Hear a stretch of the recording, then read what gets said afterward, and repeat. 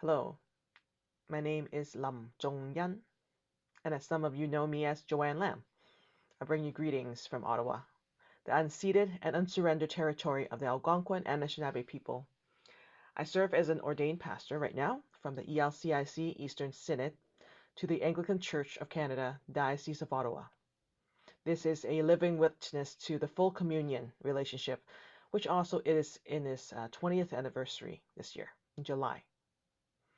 So the group that I present to you and is a part of is called the Young Voices on Racism. We've been gathering weekly because of the various connections within the youth internship program interns.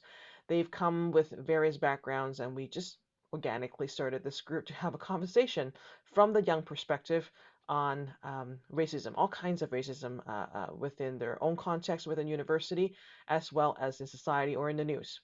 We did start our conversation very early on about is there racism in our midst? And so our conversations are serious and sometimes funny and comical, but it is a safe space for us to share our perspectives, our stories, and also our vulnerabilities. Our members are Sarah McDonald from St. Mary's Anglican Church of Ottawa. Freddie Suriel is an intern currently serving in our parish, Bearbrook, Navan, and Blackburn, and also under the youth internship program within the Diocese of Ottawa.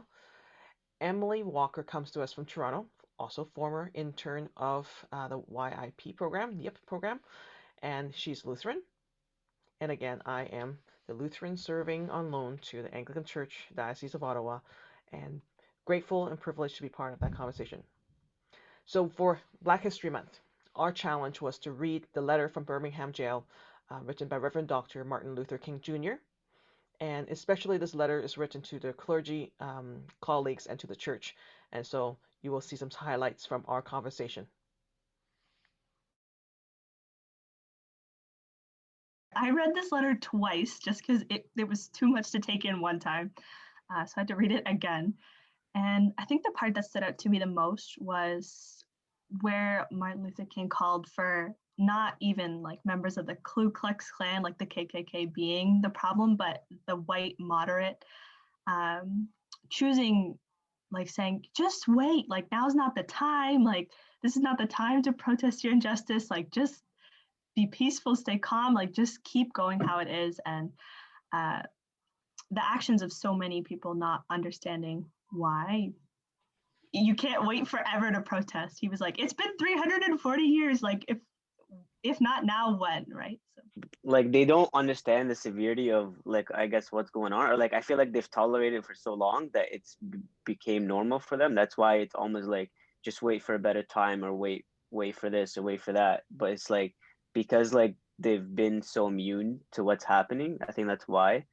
So he's like calling them out to let them know, because like I wonder like if it was something that like changed overnight, like went to complete 180 from one extreme to the other, then they would notice and then they'd be probably in uproar. But because it was so like over time and they just got used to it, then they didn't really say much.